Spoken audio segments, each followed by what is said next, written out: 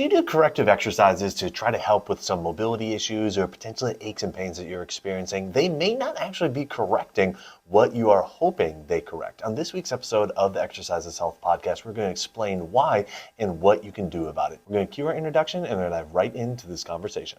Hey, welcome back, exercisers, to the Exercise is Health Podcast, brought to you by Exercise for Life Studios, where we believe that your health is your most valuable asset. And the single best thing that you can do to both boost and protect this asset is exercise. Specifically, exercise is geared towards building the health and function of your muscles. We are your hosts, Charlie and Julie. And this week we are talking about this idea of corrective exercise. Now, this is a buzzword that has definitely taken over the fitness industry over the last 15 years or so, where more personal trainers are starting to administer this idea of corrective exercises, where they might see that, hey, you're not moving as well, your arm might not move as well as it should, or maybe your knee or foot or some area of your body isn't moving as well or functioning as well as it should. And then they are going to start designing exercises to try to help correct that. But there's a big piece of the puzzle that's actually being overlooked with this, and it may be causing things to get worse. That's exactly what we want to talk with you about on this week's episode. That's right. What I think we also need to step back and do, Charlie, is talk about what corrective exercise and all exercise is doing. Yes. Because just because an exercise has a label of being the rotator cuff exercise or being the overpronation exercise or being the inactive glute exercise doesn't necessarily mean that that's what you're doing.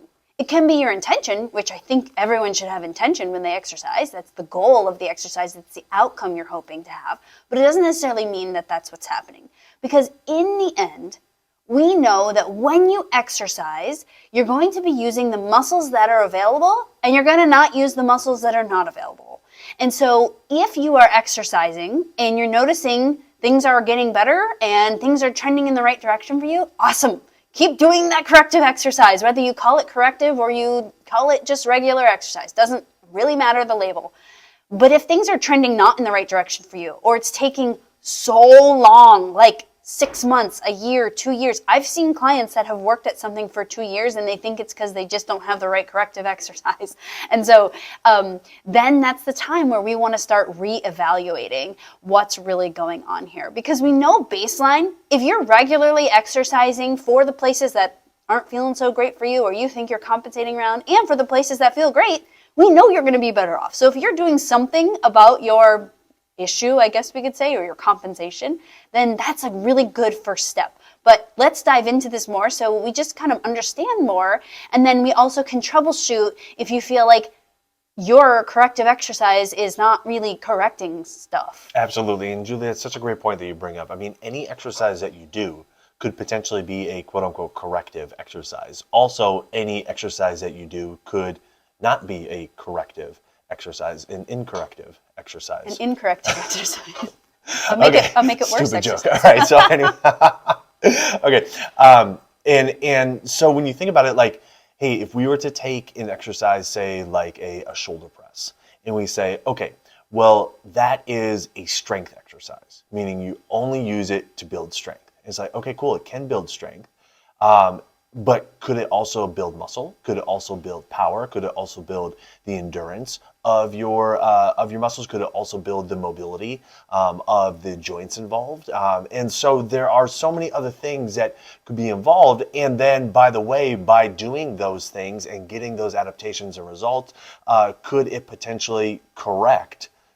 I'm using that loosely, but change some issues or whatnot that you may be experiencing that allow you to function in your life better. And even just kind of saying that, it almost kind of circles back to the idea of, what so many people used to call functional exercise. It's like, okay, well, the idea of functional exercise has now become the idea of corrective exercise, where it's like, okay, well, if you want to become more functional, you do these exercises. Like, if you want to, correct the different things that are going on with your body, you do these exercises. It's like, it's all exercise. It just depends on how you're doing it, how you're applying it to your body, what's appropriate for your body, and what the intended outcome is of doing the exercise. Charlie, you're totally right. And I love that you brought up the other name of like functional exercise, because I think a lot of times, again, we label that one as like, this helps me with the function of fill in the blank, getting over the step or whatever, you might also apply a corrective exercise for. And I think a lot of times we tend to go towards functional exercises or corrective exercises when something is not going well, right? You think you might have a compensation, or there's something painful that you're working through, or you feel like you have a weird walk. Something is not feeling like it's going smooth. That's why you might go towards corrective exercise. Now in my viewpoint, there's kind of two muscular reasons why this might happen. Number one, you're deconditioned. Number two, there's an activation/connection problem. Let's talk about the first one first, because everyone or most people have this, which is deconditioned muscle. So if you don't regularly exercise, you have a lot of deconditioned muscle.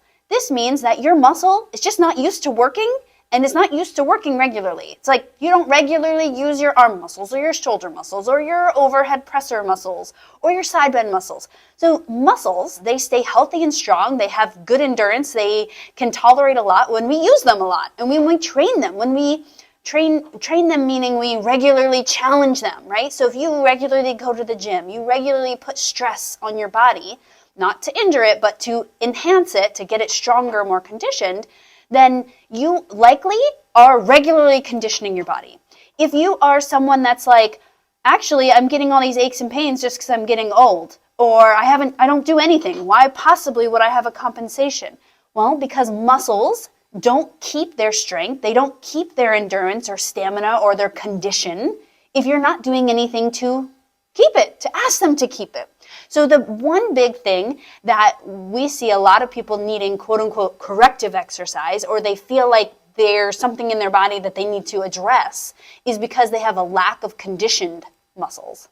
Yeah, this is a really interesting point, because I think a lot of times when we think about conditioning, we think about like how much endurance something has. Like, we think about like our physical conditioning, so like how long we can do something for. But we're going to say like conditioning in this sense is really just the capacity to do the stuff that you want to do with your muscles. And so if there is some kind of inability to do the things that you want to do, largely there's some kind of conditioning problem with your muscles. You don't have the strength that is required to do the thing. You don't have the endurance to do the thing. But there is something from a physiological perspective of your muscles that isn't up to par with what needs to be done in order to do those activities. And so understanding that, hey, like, I just need to start getting stronger. I just need to start working my muscles more. I just need to like actually start challenging my body more. So much progress can be made for people when they start to increase their fitness and they start to increase their strength. Like, they do those two things, and all of a sudden, all the issues that they thought they were having, it's like, no, your body just wasn't used to being worked. And you were trying to do something that exceeded the capabilities of what you could do, not maybe by a large amount, but by enough of a margin. They're like, okay, wow, like, my body, has some things going on with it. And the things that it may have going on with it are just like you're saying, Julie, it's just deconditioned. Like, it's just not strong enough, and it doesn't have the endurance that it needs to do, or that it needs in order to do those things. So that's a really kind of like simple, straightforward one to start to address. It's like, you got to start doing something. But how you go about doing it obviously matters. Like, that's something that we keep circling back to within, every single podcast episode that we have, is following the 4 Exercise for Life principles really is the key to making sure that not only are you getting the results that you're wanting from your workouts, but you are also not getting any of the results that are unintended from your workouts, the achiness, the soreness, the pain, the feeling like you're getting injured. And you're giving yourself the ability to keep coming back and doing your workouts. And really, that is how you build your strength, your health, your endurance, your function long term.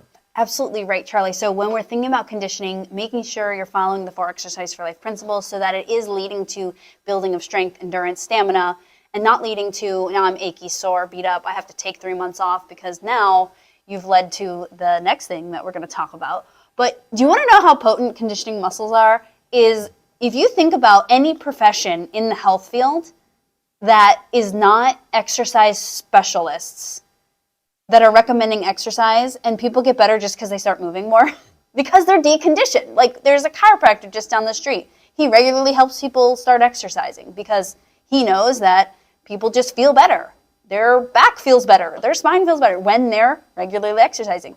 When you go to the physical therapist, if you don't regularly exercise, well, great. Now there's 3 days a week during therapy that now you're exercising. You are conditioning your muscles. And a lot of times we think, again, it was like that special corrective exercise.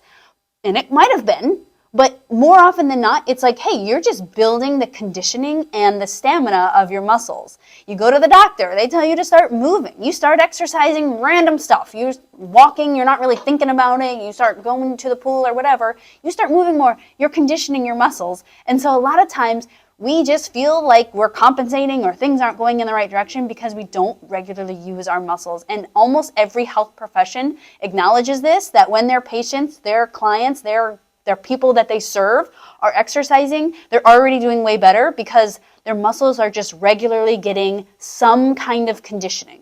All right, so let's dive into that other point that you brought up, Julie, which was the communication aspect, the getting enough signal to the muscles, telling them to contract. This is something that we talk about heavily, with our in-person clientele, as well as somewhat on this podcast, of making sure that your muscles can contract well and that they are getting sufficient signal, sufficient communication from your brain, from your spinal cord, telling them to contract. Because when that doesn't happen, the things that you do in the gym aren't going to be nearly as effective. And this is something that we have seen through our MAT education, through our MAT professional work with muscle activation techniques. For over 13 years now, this is what we've seen day in and day out, is when there is a lack of communication to the muscles, telling them to contract.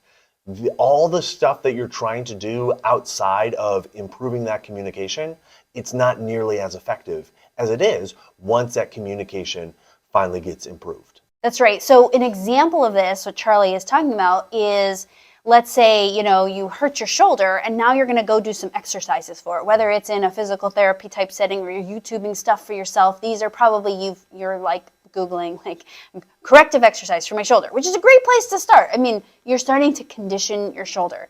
But what a lot of people don't realize is that muscles respond when our brain tells them to squeeze and contract and do your job. And sometimes that contraction or that signal gets muffled. It gets diminished. I don't want to say it disappears, but it becomes less efficient, less sharp as it once was. And so here you are doing the best you can with your YouTube video, doing your exercises, but half the muscles that are supposed to be helping you correct this issue aren't firing. They're not functioning. And so what ends up happening in this situation is that the muscles that can fire, maybe it's 50% of them, I don't know, they're getting really strong because you just did 50 million rotator cuff exercises for it. And the ones that didn't receive the signal or wasn't receiving efficient signal, well, they're still in the same place. So in some ways, you've kind of heightened the compensation that's happening in your shoulder. So we always want to be really careful of this because as you're doing your exercises with all the great intentions, if you're not being mindful of like, hey, is this actually helping me? Is this actually pushing me in the right direction? Is this taking months and months and months and I've now done 1,000 million bajillion reps of the same exercise? That's when it's time to start thinking, okay, do I need to go see an MAT specialist where they can make sure that my muscles are at least able to receive the signal so that when I'm doing my exercises, all the muscles are firing and all the muscles are now getting that conditioning effect. Yeah, and this is where we see the downfall of kind of corrective exercises, the idea of corrective exercises really start to take place, is if your muscles aren't working well to begin with, your body is always going to default to using the muscles that are working well. So like you're saying, Julie, if you're doing a rotator cuff exercise or if you're doing an exercise for your knee muscles, like your quadriceps or your hamstrings or something, there are so many different divisions of each of those groups of muscles. And in order for you to do the exercise, you may not need all of the muscles actually working well in order to like completely do the exercise. But the problem is the reason why you're likely doing the exercise is because some of the muscles aren't working well. And so what you find yourself in is a situation where you are trying to strengthen muscles that aren't working well, but your body is continuously defaulting to only using the muscles that are working well, just creating a potentially bigger discrepancy between the stronger muscles and the weaker muscles, where the weaker muscles continue to stay weaker and the stronger muscles are the ones that just keep getting stronger to a point. Because as you continue to try to do those exercises that are ultimately just using the muscles that are working well, those muscles start to get overworked. Those muscles can start to get overstressed. Those muscles can start to get strained. And then all of a sudden, now you just had maybe a few muscles or a handful of muscles that weren't working well. Well, with each passing day that you do those exercises, you're adding muscles to that list because the muscles that were working well are now getting overstressed. Now they're having to do too much. And this is the scenario that we see play out time and time and time again. So if you're finding that you are going through the motions of doing the corrective exercises, you are taking the steps, you're like, well, I'm trying to get my muscles better conditioned like you talk about in step one, but I'm still not getting the results that I'm wanting, it's likely because you are actually in this second scenario where you have enough muscles that aren't working well and your body is desperately trying to do the exercises that should help it feel better, should help it work better, but because there are enough muscles that aren't working well, only the muscles that are working well are continuing to receive the benefit, are continuing to get stronger, and then they get to a point where they actually start to get overstressed and they become part of the group of muscles that aren't working well. And so this is where we really find a great opportunity with muscle activation techniques to be able to assess, our clients' bodies, our clients' systems, and figure out, hey, where do you have muscles that aren't working well? Let's get those muscles working better. So then when you go and you do your regular workouts or, you do your classes or you do your corrective exercises, now you have all your muscles operating as they should, which can allow you to actually get the benefits of the corrective exercises that you're wanting to get in the first place. Absolutely. And I think in the end, assessing your own situation is really important because as the muscles go in the right direction, whether it's because of a conditioning problem or too low of conditioning, or it's because of connectivity problem, the joints that those muscles are controlling should start moving better, feeling better, and being less inflamed because no matter what, if muscles are doing better, the joint will be doing better. There will be less inflammation. And I'm not saying that muscles are the end thing for everything, right? You might have physical joint issues or whatever, but we know that when muscles are working better, your joint's trending in the right direction. So if your joint is not trending in the right direction and you're doing a whole bunch of the conditioning stuff, you're doing a whole bunch of corrective exercise, then it might be time to say, hey, let me add in this next layer just to see if I have this muscle inhibition. Because the nice thing with muscle inhibition that we solve with MAT is that sometimes it doesn't take quite as long as the conditioning part, right? Like you would never go to the gym and be like, I do one set of bicep curls for my life, and then I never have to go back and do them again, right? You have to kind of repeat it. MAT is not like a one session and be done, but it's not like it's not as slow as conditioning generally is.